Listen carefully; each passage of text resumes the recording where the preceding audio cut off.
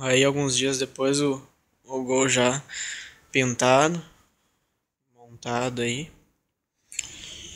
Foi polido já, encerado. Já tem até alguma sujeirinha já nele.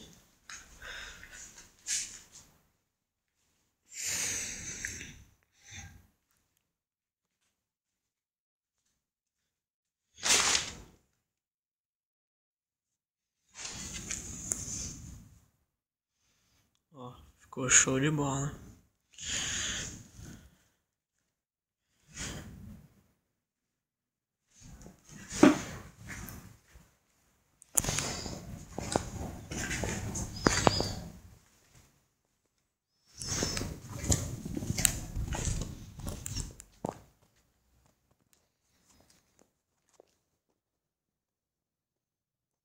Então tá, então. É isso aí, né, galera?